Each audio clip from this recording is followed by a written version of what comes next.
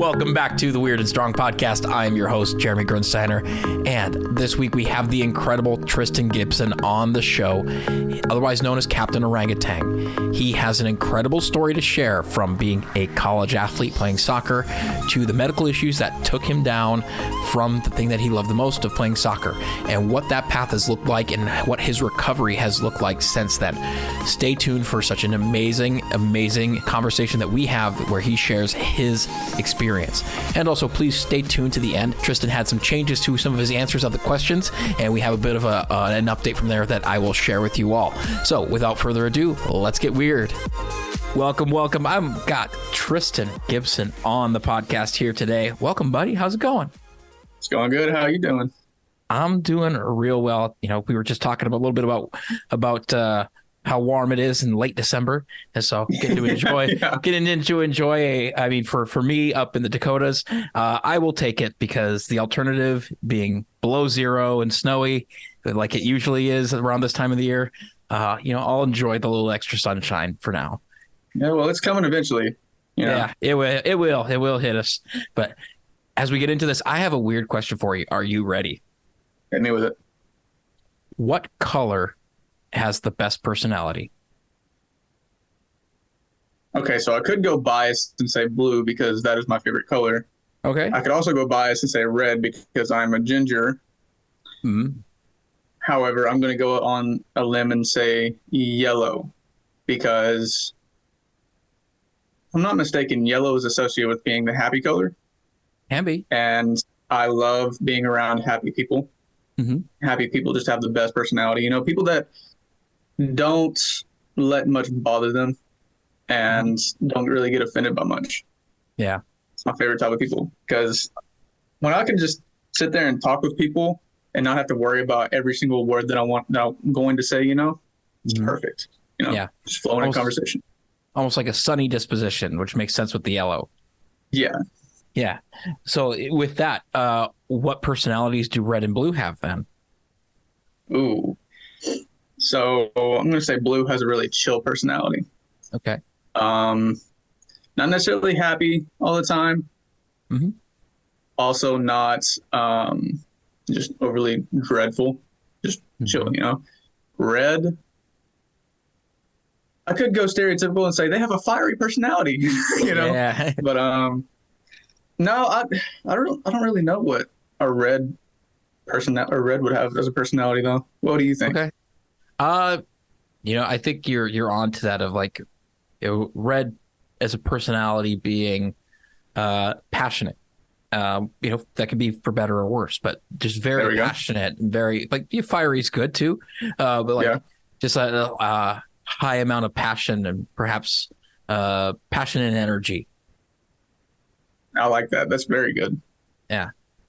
Cool. It explains why my hair's all red. Yeah. You're a passionate and energetic person. Also, why I call myself Captain Orangutan. Yeah. I mean, when I saw that when we got introduced, and I saw that as your Instagram handle, I was like, that is really cool. I was like, I wish unique I had a cool, as fuck. Yeah. I was like, I wish I had a cool name like that. all but every hair on my body except for 10 hair follicles are red. So I just jokingly call myself an orangutan. Yeah, might as well. I mean, there's I love that with people who can use that as a way to identify with it, but not in a deprecating way. They're like, yeah, I mean, it's fun. Yeah. So I had a very tough childhood. Mm-hmm. Had a lot of problems at home, and at school, I couldn't get away from it because I would perceive kids picking on me as bullying. I would always get picked on for my red hair. At that time, when I was out in the sun for more than 5 minutes, I would get a sunburn. I was like, fuck, dude, what the hell, And I would perceive it as bullying. And in middle school, I can't remember how I learned this, but I learned if I take it as a joke, then I don't give them the power to hurt me, right? Yeah. So I started taking everything as a compliment, And so they would say, "Oh, Tristan, your hair looks so stupid." "Oh, thank you, dude. I know it's sexy as hell, isn't it?" And they'd be like, "What the fuck is this dude doing?" And ever since then, I've had nicknames My stripper nickname in middle school was Strawberry Shortcake. My most common nickname was Red. Started off as Little Red in middle school. Mm-hmm. And yeah, back in May, I graduated the captain's. I don't know why my voice keeps cracking. Graduated the captain's lifestyle program, became the captain of my own life, Mm-hmm. and at the end of the first immersion in May, I came up with the nickname Captain Orangutan, and then that's how Captain_Orangutan on Instagram and TikTok were born. So it's very Nice. unique, and Yeah. nobody else has it. Yeah. And I mean, that's one of the main things that we talk about on the show of like showing people who are doing something unique and a little bit different and outside of the norms, because it allows us to be really present and show that it's okay for other people as well. And I mean, really, what is normal? Yeah. Well, what is I mean, weird? Exactly. It's all some stories that we tell ourselves, regardless, one way or another, right? Exactly. Yeah. Yeah. I know that you and I have known each other very briefly, but the thing that really hit me was when we started messaging over Instagram. I was like, this dude does have a pretty unique story and a pretty unique path from. You talked about the bullying side of things and getting into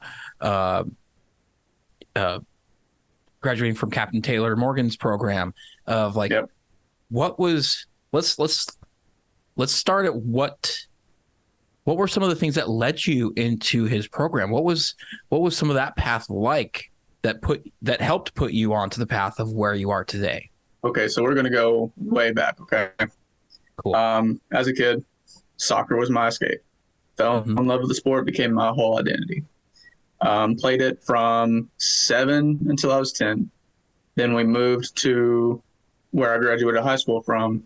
And that was during the recession. Mom couldn't really afford to put me back in soccer. So I ran track in middle school to stay in shape for soccer. Got to high school, got on the soccer team, was bullied by the seniors. They told me that I sucked and I would never amount to anything and I should quit. And I was like, I put up with this at the house. I'm not going to put up with this from just some kids that think they're better than me. So I worked my ass off every single fucking day after practice, right? So I would be at practice for 2 hours. I'd go home, work even more for another hour or so on the fundamentals. And by 12th grade, I had 2 colleges looking at me. And I accepted to 1 college and became the 2nd or 3rd, maybe 4th soccer athlete from my high school to play in college. Mm-hmm. And the first college athlete of my family. I was a very, very, very hard worker in that aspect. And it's because I wasn't going to let anybody tell me what I was capable of or what I should do, Mm-hmm. I'm my own person. I'm going to do what I want, And in 11th grade, I had a really weird headache. I was sitting at the table eating spaghetti, and we were watching Big Brother. That was a big thing at the time in my family. Oh, yeah. And I remember looking down at my plate to get a bite and looking back up at the TV, and I couldn't see half the TV. And I was like, what the fuck is going on? So I stay calm and I quickly eat my food. And I go to my room to play video games. I sit down and I go to play video games, can only see half the TV, half of whatever I'm looking at. And I'm like, what the fuck is going on? So I went to my mom, who is a nurse, and she got her little pen light and shot it in both my eyes. And she was like, dude, your eyes are unevenly dilated. We're going to the hospital. And I was like, oh, shit, okay. Yeah, so we went to the hospital, got a CT or MRI, whatever done. And the nurse that night said that everything looked normal. She scheduled an appointment for a PCP. And yeah, so the next week, saw the PCP. And she walks in the room, and the first thing I remember her saying is, okay, so when are we going to get this MRI scheduled for your brain cyst? Mom and I were like, what brain cyst? What are you talking about? And she was like, yeah, so the CT scan showed that you have a brain cyst. And we were like, we were not told anything about that, Yeah. So get the MRI done. I'm out of season put a wrench in my season in 11th grade. And so the MRI done, and a week later, see the neurosurgeon. And he said that the cyst was made out of skin cells, shouldn't grow. And he said to not hit the ball, right? So I get to play the last game of the season, and it was awesome, you know? And 12th grade comes, and play the whole season without a hitch, and try out for the college soccer team, get accepted. I'm fucking like excited as hell. And so get to college, and the college athlete life for me was awesome and shitty at the same time. I prioritized other people over myself, prioritized relationships, women, drinking, all that stuff over my athletic performance, you know, which was the main reason why I went to college. And so I was very driven to be a starter and then go semi-pro when I was at the field, you know? And I was putting everything on the line, every practice, every game. I wanted that spot. I was going to get that spot. I was going to prove everybody who told me I couldn't do it, I was going to prove them wrong, you know? Well, end of my sophomore year comes. We're doing a drill. Do you know much about soccer? I've watched a lot of it. I played a little bit of beer league soccer in Germany. Yeah. But I've never gone through like a full training program. Do you know what the term a ping is? Like, do you know what a ping is? I don't. Okay, so it's when the way it was explained to us was when you ping the ball to loft the ball to someone, right? Okay. And so we were doing a drill where it was one team versus the other team, and we had to ping the ball, loft the ball to the keeper, right? And whoever got to 10 first won. Well, it was 9 to 9, like all stakes are on the line, and both teams are highly competitive. Well, my team had the ball, passing it around, and somebody, I can't remember who it was, lost possession. So the other team had it, and they got their 10 passes, passed it to this one guy that was right in front of me. I said, oh, hell no. And I run up to block the ping. Well, unbeknownst to me, this dude had wound up for a full-on fucking shot. Like, he was going to put it through my head if he had to get that ball to the keeper. Well, I jump up and I put my back to him. He drills me straight in the back of the head, dude. And I catch my first major concussion. Like, I probably had a couple like minor concussions throughout my soccer career, but this one, like, I had to step off the field or off the play area for 5-10 minutes to gather my surroundings. Yeah. And then I jumped back into practice without a hitch, went back home, tried to study, and it felt like knives were piercing my brain. And I was like, oh, fuck, that's not good. So texted my mom. She said to go to the ER. So my roommate drove me, got a CT scan done. And a week or two later, no, it was my ex that drove me there. Hold on. Yeah, so my roommate drove me to get the CT scan. A week or two later, at an appointment with a different neurosurgeon, my ex went with us there. And the way I see it now, the way I look back on it, is he seems like he kind of fear-mongered us because he told us that if I didn't get the surgery, that I would be in a coma within 6 months from the appointment date. And we were like, oh, fuck, you know? And so he said that he could refer us to a surgeon that could remove the cysts. And how I remember him saying it was, quote, I can refer you to this man, but it is very risky and it could do a lot of damage. So we were like, okay, no, let's go with the most simple option, which was getting a shunt implanted, right? And a shunt, for anybody that doesn't know, is a device that is implanted in my brain that drains spinal fluid from my brain to my abdomen because I guess I skipped over this part. I developed hydrocephalus, which is a buildup of spinal fluid in my brain, and my brain was swelling. Yep. So he put the VP shunt in the back right quadrant of my brain, right back here. Yep. I was released the next day. Within a week, I was back in the hospital because I was throwing everything up. Caught meningitis. Wow. Stayed in the hospital for a week for that. Had a spinal tap done, which sucks ass. I've heard. Yeah, stayed in the week for hospital for that. And then I was released, recovered at home, went back to my college town. And I was getting back in shape. I had lost like 10 pounds and all of that. And yeah, it wasn't very fun. So I was getting back in shape and working and all of that, living in the apartment with my closest friends, living having a literal fucking blast, right? Mm-hmm. And so the surgery happened in May of 2019. And mid-September of 2019, I had it felt like a fire that was burning from the base of the shunt in my head all the way through my body to the end of the shunt and my abdomen. And I might get emotional telling the story. Right. So my roommate rushes me to the hospital, and I don't remember much from my time in the hospital. I was so medicated. I'll tell you what I do remember, though. I don't remember the drive. Don't remember the waiting room or anything like that. I remember getting to the next room, and I was a pretty vascular guy, athlete, less than 10% body fat. This one nurse, IV needle, however long they are, hella fucking long. This one nurse sticks me 4 or 5 times to get an IV needle stuck. 1, I hate medical needles. 2, I was in so much damn pain.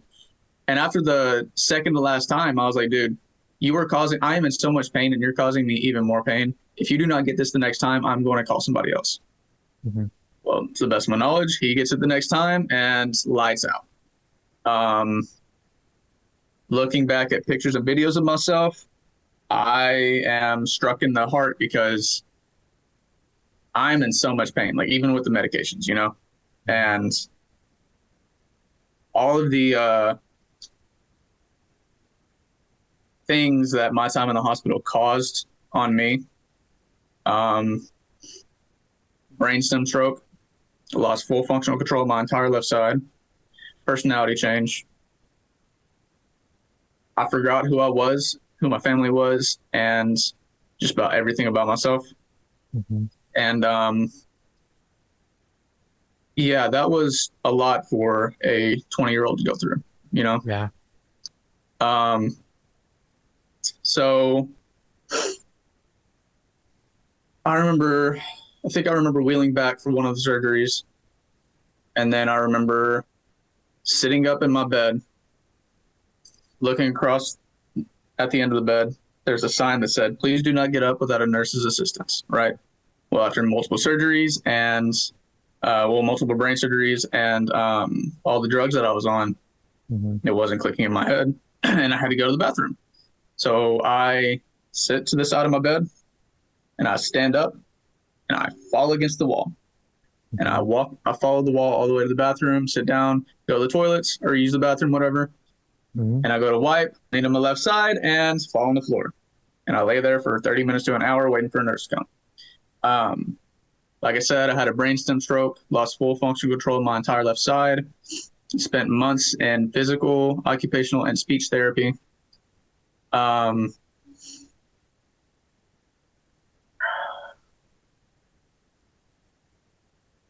from being a college athlete, and I would say that I was better at using my body than most people just because not a lot of people will play at that level, that play sports at least. And so going from being a college athlete, being very good at using my body and moving my body and stuff, to not being able to use half of my body,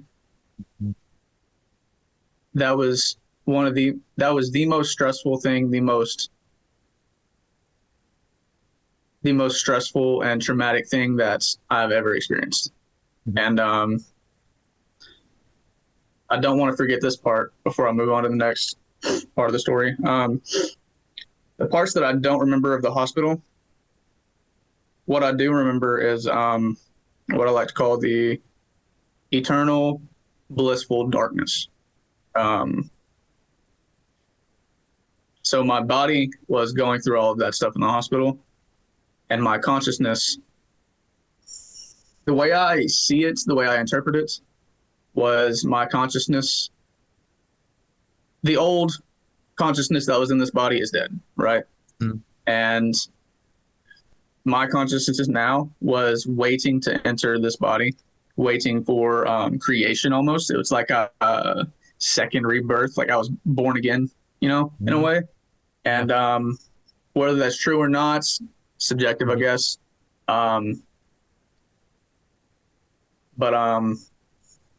Yeah, so it's like my consciousness was waiting in the ether, waiting in, I don't know what you would want to call it, not purgatory, but waiting in the ether to experience life, And I guess that's why I forgot everything for a little bit, because maybe I'm a new consciousness, Yeah. It's the way I see it. And so the first few months of my recovery, very stressful, very traumatic. I had no control over the emotions I felt. I had no control over the things I said. I said very hurtful and damaging things to my family. And hated myself. I was suicidal for the first time, the only time in my life. And got put on antidepressants, which helped a little bit. And then after a month or two of having no emotions at all, I became even more suicidal because I felt like a fucking robot, And I thought, if I can't feel anything, there's no point in living. So got off the antidepressants and started learning things that would help me overcome the depression and anxiety, the crippling depression and anxiety that I was feeling, And I found that one thing that was keeping me so, I don't want to say so depressed, that had me feel so depressed and so anxious was I was trying to be the person that I used to be before the surgeries, when I'm not that person anymore, like major imposter syndrome. And took me 2 years to really accept that. And after I accepted that, I embraced change. I fully changed my diet, which I'm broke as fuck, but I'm still staying with my grandparents. But changed my diet to whole foods, organic, regenerative, all that stuff. Started taking cold showers every morning. Sunlight in the morning and evening. I changed literally everything about, I don't want to say who I am, but what I do, because I embraced change and I embraced the fact that I am not the same person, Yeah. And I have some people try to tell me that I'm the same person that I've always been. And I'm just like, you think that, but you don't truly know that, because you don't know how I am or what I feel, And so I am currently working on a program to help others overcome the depression and anxiety they feel, because I know how fucking bad and miserable that shit feels, Yeah. And I don't. You said what? Yeah, I mean, I was like, that's very much needed in a world that we have. And like, before we get into any more, before we talk even like questions and prying deeper into some of those things, I just wanted to say thank you for sharing. Like, that's such a powerful, wild story to go through, and for somebody like you to pop on a podcast with somebody who you don't know all that well and talk through those things. It says a lot about you, dude. Yeah, if I may, the one fucking thing that kept me alive when I was the most suicidal, when I wanted to leave this earth the most, was realizing that I have a powerful story that I can use to help others. That all of the pain and misery and suffering and agony and all that I experienced can be used to help others escape that same feeling, you know? Yeah. And Jeremy, I just want to thank you, man. Like, thank you for giving me another platform to share my story on, because I am on a mission to share my story as far and wide as possible so I can reach those people that are feeling this way. And I'm not going to say that I have all of the answers to all of your problems, you know? However, I have the answers to things that helped me. I don't have any certifications. I don't have any licenses. I have firsthand experience in this stuff, and I know how to do it because I've done it, you know? And I think I might be a little biased here, but my personal opinion is I would much rather go see somebody or get advice from somebody who's done it than from somebody who's studied it in school, you know? Yeah. I mean, there's a common phrase I've heard, you know, even as somebody who's been a coach for a while and has certifications and things like that, like, you know, for me, I view those as, those are some of my experience, but ultimately it's difficult to help a client or help another person further than you've gone yourself. Like I noticed that in my own practice and how that's evolved over time. Is if I tend to start seeing the same issues pop up in my clients, that's a good indication for me of what about myself or what about my own journey have I not explored currently, or where can I lean into for myself a little bit further, which is ultimately the thing that exactly what you're talking about is our own experiences help us to be a better guide forward. Yeah. I wanted to, like, if you're open to it, I want to dig into a little bit of Dude, parts of your stories. Look, you can ask me literally any question in the world. I'm an extremely open person, extremely transparent. Yeah. I will answer every single thing you ask me. Cool. So one of the things I've been fascinated with over the past couple of years, I've been waiting very patiently for it to fully come out yet, and I know that there's some there's difficulty in getting a documentary out. But are you aware of a phenomenon called post-traumatic growth? Never heard of that before. Okay, and so like this is I'm geeked out now because I'm very fascinated by this concept or this idea. We have this. Most people understand post-traumatic stress disorder, PTSD, but there is a point where traumatic events can create exactly what you're talking about, of like this idea or like this sense of a new person. Whether it is or it isn't, you know, a new being. I don't really have any answers on that, but like this is one hypothesis or one thing that we can look at is we have many stories throughout humankind, even just in the modern era of people overcoming really, really tough odds, really, really traumatic stories, just like yours, and then feeling this shift where overnight they feel like they're a completely different person, or like for the better, that drives them forward in a different way. So it's almost like a new persona that was born. Yeah. Created, whatever. Yeah. And so when you were talking about that, I was remembering, you know, some of the discussions and the things that I've read about this phenomenon of post-traumatic growth. And so, something for you and the listeners to take a look into. I know there's a documentary that's been brewing in the background for, I think about 2 or 3 years. There's a lot of folks, you know, people who've a couple of them have been on this podcast. People like Mark England, some people that I know, like Dr. Mike T. Nelson, some other really amazing folks out there in the world of self-development and somatic healing, and people who are just out there just being gangsters, like Anat Perry, and the list of the people involved with this is solid. So if you haven't taken a look at that or you're unaware of that, definitely recommend Post-Traumatic Growth. I believe it's posttraumaticgrowth.com is even the documentary. So that's a documentary that's being made? Yeah. Dude, I would love to appear on that. Yeah. I'm not sure where they are because I think they have like the pre-released version already, but Oh, it seems like it's a project that's been ongoing, but definitely something to check into and even reach out to the folks. But just this conversation really reminded me of that and that concept.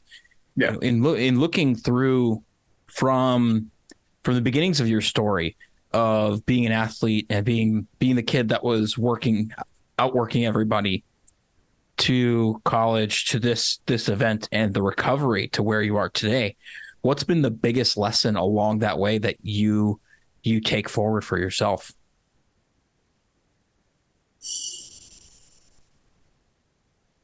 The biggest lesson.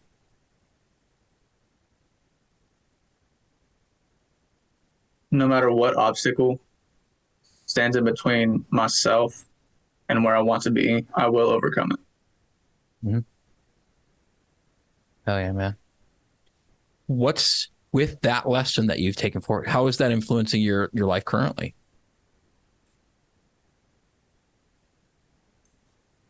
I am actively searching for opportunities that will help me in my mission to spread my message and make a positive impact on people. I'm currently helping one man.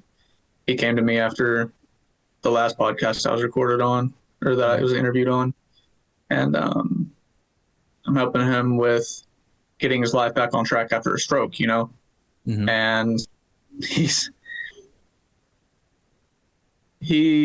the amount of, I don't want to say praise, gratitude that he has shown me is just reinforcing, like, this is what I am meant to do, like, he's open to changing up things. Yesterday, he just sent me that he's trying cold showers for the first time and he's feeling amazing after them. And I'm like, dude, that's awesome, And it's just, this is why I went through everything, Yeah. So I can help spread my knowledge of what works to other people. Absolutely. Yeah. And I mean, there's a powerful lesson in that in its own right as well, of like, you're talking about from what you mentioned before of what you've changed for yourself as far as your overall lifestyle. Like, it's a focus on simple, practical, basic things. It's not basically getting back to I don't want to say tradition, back to nature almost, Mm-hmm. Well, back to, we are, for better or worse, we're still the human is an animal. Like, we like to, I've been talking about this with a lot of folks in person, especially because I live in a northerly climate. Like, for us, it's, for right now, it's 1:30 in the afternoon as we're recording this at this moment. Sunset is in like 2 hours because we're also very close to the winter solstice. And so we're in the darkness and the deep portion of the winter. And yet we struggle, especially folks in this latitude, like, of trying to continue on with our modern lifestyles as if nothing's happening around us, as if we're not influenced by the fact that I remember days where I would go to work and it would still be dark, and leave and it would still be dark. Yep. Like, not see the sun, work in a building that has no windows and not see the sun for a week on end. And I couldn't imagine the psychological impact that had on you. Well, not just psychological, physical too. Yes, it's a completely, I mean, I can't remember exactly who said this. I believe it might have been a quote from, gosh, why can't I remember his name? He's a student of Freud's. It's escaping me at the moment. The red book. You can see his face. Anyways, not all that important. But that psychology is incomplete biology and vice versa. And that, like, when we are impacted by something like a lack of sunlight, a lack of production of vitamin D, a lack of just the physical warmth of the sun that we are used to, what does that, what are the biological impacts of that also influence our underlying psychology? like for you in making these changes for yourself and finding these, return to basics of humankind. What's been the one that you've noticed has had the biggest bang for buck, or what's been the one that has really, kept you moving forward in continuing to craft a lifestyle that works best for you? Okay, so I'm gonna backtrack a little here. Sure. The first change that I made was diet. Mm-hmm. And that's because I saw a video. I don't know if you know who this is, but Mason Core on Instagram, TikTok. He's very big in the holistic wellness space. Mm-hmm. I saw a video of his that claims if you avoid seed oils and most processed foods, seed oils as in vegetable oil, canola oil, all that stuff, then you will become more resistant to the sun. Me being a ginger who has burned every single time I got out in the sun, I was like, fuck yeah, dude, I'm going to do this. And so I completely overhauled my diet. I was addicted to sour candy. Mm-hmm. That was the longest one or the hardest one for me to quit. I found some very sour fruits that helped me get off of those. Mm-hmm. And I haven't eaten any fast food, any ultra processed food with like more than 5 or 6 ingredients in a year and a half now, at least. And dude, I did not get a single fucking sunburn this year. Wow. I was out in the sun so much. I mowed shirtless out here in the dead middle of summer in Arkansas for 3 hours. Didn't take a break, didn't get in the shade or anything. Came inside. I was pretty red. I was like, okay, maybe I'm a little burnt, Woke up the next day, looked in the mirror. I was slightly tan. Wow. I'm a ginger and I was slightly tan. Is that Jeremy, the first time? Yes, I am. I told the people at the first immersion in May, I told the people, I was like, look, I'm going to be the first fucking ginger to tan in recent history. And I became, well, the one that I know at least, I became the first ginger that I know in recent history to get a tan. And granted, it was only like a 1/10 of a shade darker. It wasn't freckles though, Yeah. Hell yeah. So, I mean, the thing. I can only imagine what that feels like. I'm pretty pale these days because I spend a lot of time inside, but like I've always tanned very easily, and so like when people tell me about that, I'm like I really don't understand what you're talking about. Like it doesn't just like change color overnight for you. That's weird. No, well, it did that time. Actually, this might make me sound like an asshole. Take it how you want. At work, I'm a cashier right now, and shortly after that happened, I had 2 ginger women came in. They were kind of older ginger women, and they looked at me. They were like, "You're so tan," and I was like, "Dude, that's fucking awesome," Like, yeah, like I'm able to get a tan. And I'm a ginger, Captain Orangutan. Hell yeah, dude. I mean, I feel like you just discovered a whole new coaching niche for yourself. I help gingers get tan. Dude, there's your $1 million idea right there. No, dude, that's like 15 million at least. Yeah. Helping gingers around the world get tan. Yeah, awesome. Well, I mean, because even through that, you're talking because you were doing this through diet and continual holistic life change. Yeah. Like that's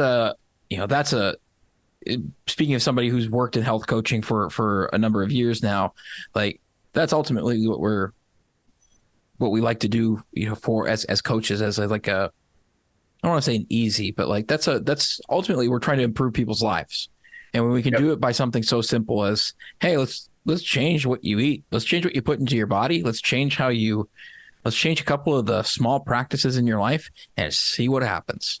Because as a new coach here, you can correct me if you want, but the way I see it is we're not changing people's lives. Yeah. We're helping those people change their lives, Exactly. Well, yeah. And that's a great correction because that's exactly how I view it as well. As I'm just the guide. I just show you the path. It's up to you to walk the path. Yep. Yeah. If I could do the work for my clients, that would be great because I could guarantee results. But Oh yeah. ultimately, it is up to us, and it's just like you're talking about with your journey and your story. Mm-hmm. It's up to you to make the changes and live the life that you actually want, and that's Exactly. I love hearing that from other folks. While you were on this path, have you been able to now return back to playing soccer? Is that still something that you're building into? No. So Okay. after all these surgeries, the doctor said that I would never be able to play soccer again. Mm. If I get hit hard or relatively hard in the head, I guess, in the head, it could result in losing complete vision because I have the shunt in the back of my head now, which I didn't wear glasses for 20 years. My vision's almost 20/20. I see double everything because I get it. that's occipital lobe or whatever, controls your Yep. eyesight. Yep. Anyways, so I could become blind. I could lose that functional control on the left side of my body again, or I could die. So Yeah. I'm like, I was really depressed because of that, because my whole identity was soccer. Mm-hmm. And now, I wanted to be a soccer coach to help others get to that level. Now I am becoming a mental health coach to help others get over their, I don't want to say mental health problems because I'm not experiencing all mental health problems, but overcoming depression, anxiety, imposter syndrome, and a bunch of self-limiting beliefs, Yeah. Yeah. That's still very valid and still very necessary in this world. So, have you been able to, I know this is not nearly the same at all, but have you branched to get a bit of your soccer fix into something like hacky sack or anything like that? So I don't do it too often anymore because I can't play. I still have some of the old skills that I used to do all the time. I don't know if you know what they're called, but the elastico, where you go inside out with the ball or outside in. I can do step overs still, rollovers. I can half-ass juggle still. But like I said, I haven't messed around with the ball too much just because it's fun sometimes. And then I get back in that old headspace and I've gotten to where I can control it. I just don't like being reminded that that's not part of my life anymore, Got it. Understandable. It's more of a personal preference. Yeah. I was curious. Yeah, I bring it up too because of a recent guest and a fellow coaching brother of mine that I've known for about a year now. We got to meet in person this past fall and hang out, and one of the things that we connected over in our coaching community was hacky sack, and he talked about he uses he just picks it up in the morning and he uses that as a gauge of where he is for the day. He's like, all right, can I get a string of 10 hits and then I miss, or do I almost fall through the wall after one hit and get really frustrated? But using that as a way to check in with himself and see where am I physically, mentally, emotionally, spiritually with going into my day. That's awesome. And, I played soccer for most of my life. And even when I was at the peak of my soccer career, I was absolute donkey, elephant, shitty asshole at hacky sack. I sucked as a hacky sack. Yeah. Never could get good at it. And I think it's because a soccer ball, when you hit it, it bounces. The hacky sack doesn't really, you push the hacky sack. You don't really bounce it, Yeah, you got to keep it going. Yeah. And I think that was the biggest problem that I faced. Yeah, absolutely. Yeah, it's a whole different game. I laugh because I was trying to, as you're talking about the terminology, I was I recognize that I actually don't know any of the soccer terminology in English. I only learned it all in German, so I was really? Okay, I can see what that is.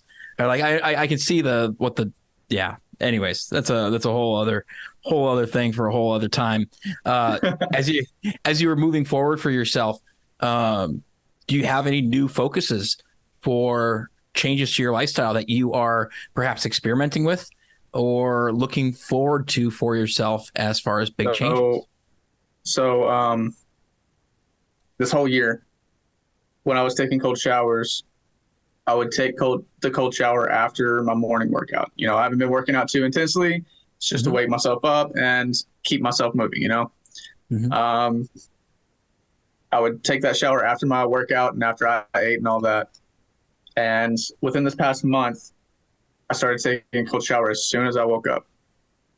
And that's a whole different ball game, dude. Like,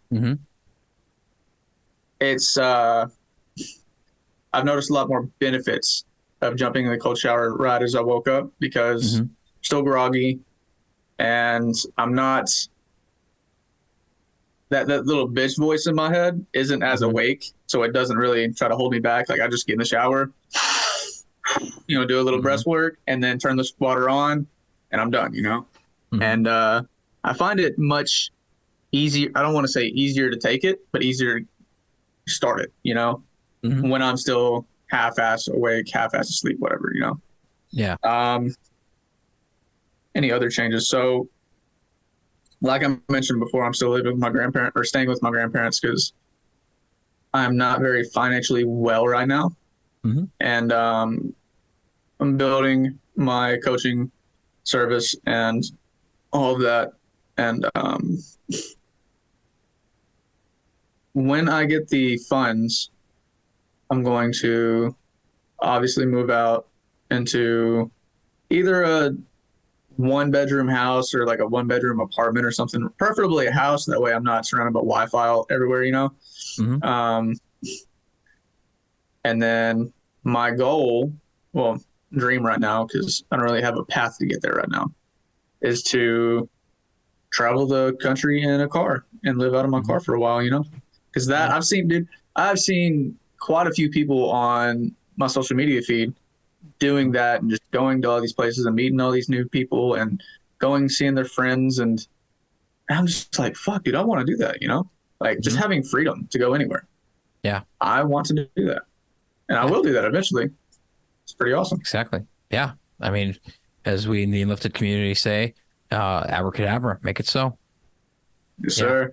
And continue. I mean, I've had more than a few folks on this podcast that who have lived that life. I've dabbled in it. I'm not to say that I'm a full-time road warrior. I lived in pretty extreme comfort with my foray into that because of another guest. You promote the other episodes I have of with Mr. Eric Roeder. He crafted an adventure van for people who do remote work, like remote coaching or working in marketing. But it's built for 2 people. It's got 2 queen-size beds. It's got 2 workstations. It's a big Sprinter van that he rents out to anybody who's interested in it and allows them to live that adventure life and still be able to do their job without having to take vacation days. What did you say his last name is? Roeder. So the company's called Road America, RODE America. So Roeder, I mean, it makes sense because, you know, he's making that awesome ass van for people, you know? Yeah. Does that have like a kitchen and stuff in it too? Like, can you cook out of it? It sure does. It's got everything except the toilet. It's even got a little shower. You've got a little shower in the back. Yeah. So you can take your cold showers in the parking lot. Hell yeah. Yeah. I'm going to have to look into that when I get the funds. Anyways. Yeah. Anyway, yeah. But he has a cool story as well. But like, I do love that idea. And like, I find myself in exactly what you're talking about is this aspect of being able to be on the road and move from place to place and be able to experience everything that is about life, experience all the adventure that can be around us. When that becomes a reality for you, what's the first destination or what's the first direction that you would anticipate you would go? Ooh, shit. I haven't thought about that. Oh. What does your gut say?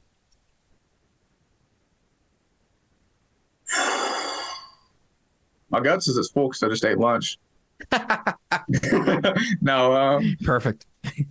So I let me trail off on a side tangent real quick.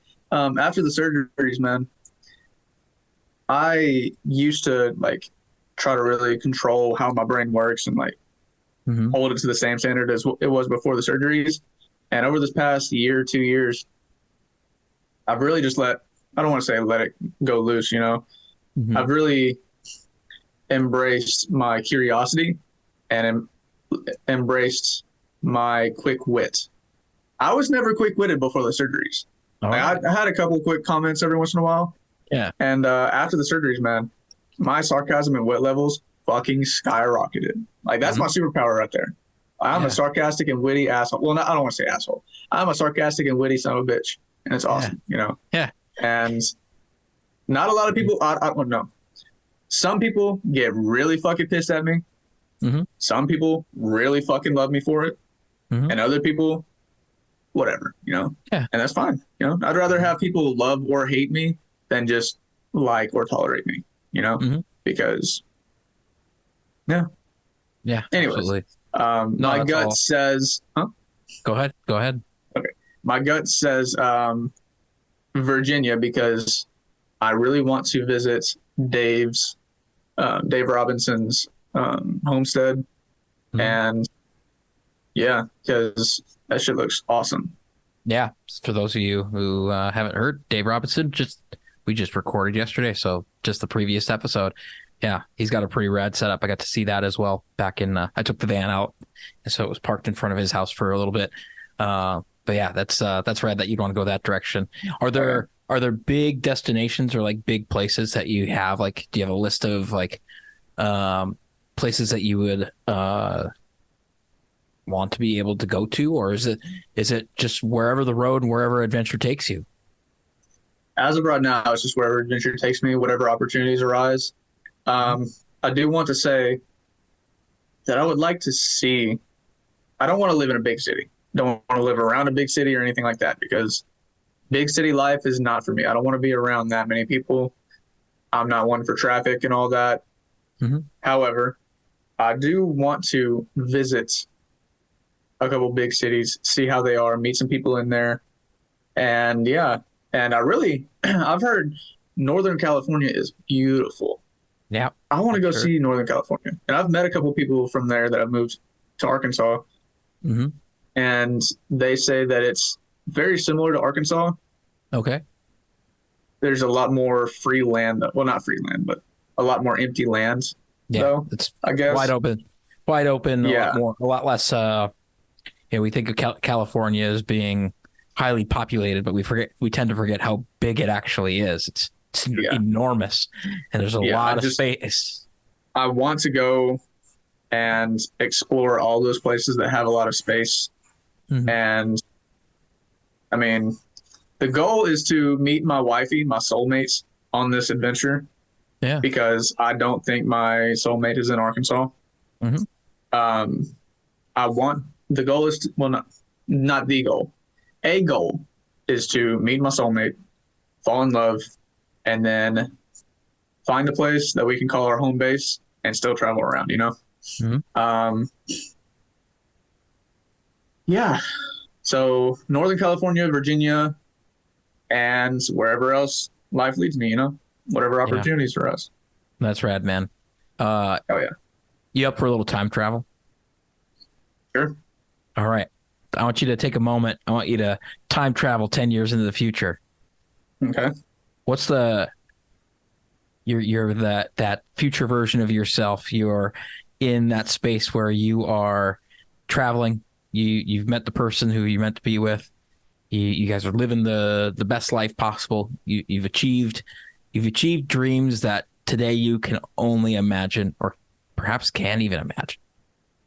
What could you imagine something that would come forward from future you to today you, and the listeners who are listening? What's a piece of advice that future you has for us? So I really like this. I'm going to go on a little side tangent again. Right. I first heard this from Alex Hormozy. He said that whenever he's having trouble, I can't exactly remember what he said, but something like when he's having trouble making a decision, he will consult his future self, like his 80-year-old self. So I really like this. And the first thing that popped in my mind was, don't fucking quit, you know, because my dream is to own quite a bit of land, like 5-10 acres, and have a self-sustainable farm and yeah, make money from mentoring people, make money from selling stuff, produce off my farm, and have a shit ton of kids, you know? Yeah. Hell yeah. Cool, man. Because, yeah, hell yeah. Yeah. Yeah. We talk about this a lot, and in a lot of the folks that have been on the podcast and in my community is instead of don't fucking quit, keep fucking going. Yep. Yeah, man. As we start to come up on our time together today, any final thoughts or any nuggets of wisdom that you'd like to share with the listeners? So I have seen all over I don't want to say mental health, but like people that really make, well, no. I've seen and heard a lot of people say that depression and anxiety are mental illnesses. Mm-hmm. Let me just tell you right now, as long as you think it is a mental illness, you will never overcome it. Mm-hmm. If you think it is more of an emotion or an internal reaction to whatever you're going through, whether it is or not, doesn't matter. If you feel that way, it will be much easier to get over it. Because in the beginning of my journey, I was told that I had a mental illness because I felt depression, I felt anxiety, and all of that. And so I thought that I was never going to get rid of it. Mm-hmm. And then I just started changing my beliefs. And when I started changing my beliefs, it got so much fucking easier. Like when I embraced change my diet, taking cold showers, stuff like that. Mm-hmm. I was like, why can't I change my views on depression, anxiety, and all that? Mm-hmm. Once I changed my views on that, once I stopped calling it my depression, my anxiety, once I stopped identifying with or as that stuff, and started saying the depression, the anxiety, and creating that little bit of separation so I can bring a wedge and further separate, you know? That's when my mental health really fucking skyrocketed. Because the way I see it is when people say I'm depressed or I'm anxious, it's almost the same as saying I'm a man, I'm a woman, right? Yeah. So you're identifying as the depression. So you're not saying that you're a human, you're saying you're depression. And so when you identify with, you say what? You create an identity based around that. Exactly. You become that identity. Yes. Yep. And when you identify with it, whether you consciously want to or not, you subconsciously do not want to get rid of it.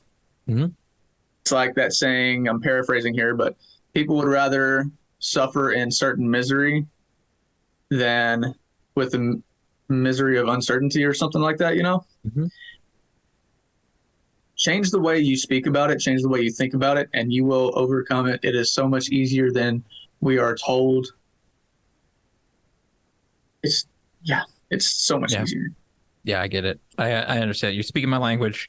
You know, the idea of mental illness as a disease versus a symptom. You know, it's something. It's a symptom you experience. It's not necessarily the disease or a disease. For some folks, those may be fighting words, but the meaning of words is fluid and ever changing, anyways. So, words are a symbol, and symbols have different meanings. Exactly. So that's awesome, man. As we close out, you mentioned your coaching program that you were building, that you're bringing to the world. When people are interested in learning more, how can they get in touch with you? How can they learn more? So you can find me on Instagram and TikTok at Captain_Orangutan on both. My website is theorangutanway.com. I am currently, I'm very new at website building, and one of my connections that I met through Dave Robinson, she is working on my website. So it's going to be under construction. It's going to be up and down, you know.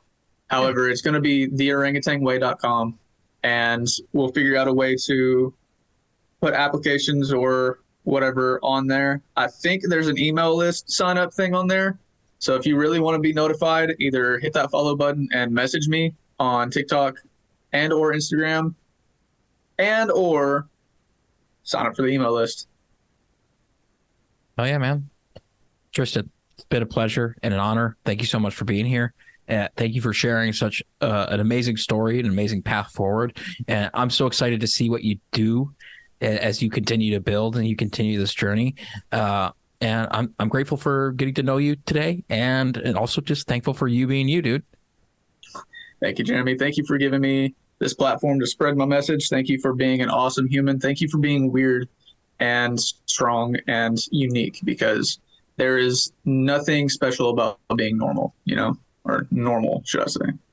I dig it. I dig it. And for you listeners, thank you so much for listening today. We appreciate you coming through to the end. Hey there, folks. Tristan had an update for me that we didn't have a chance to go back and re-record for. And one of the biggest lessons that he learned, that he, after reflection, had a different answer, is that he really learned that everything is temporary. It makes it easier to endure the tough times and makes the good times more enjoyable, because he knows that it'll be over, so that he is more present. Until next time, folks, stay strong, and most importantly, stay weird.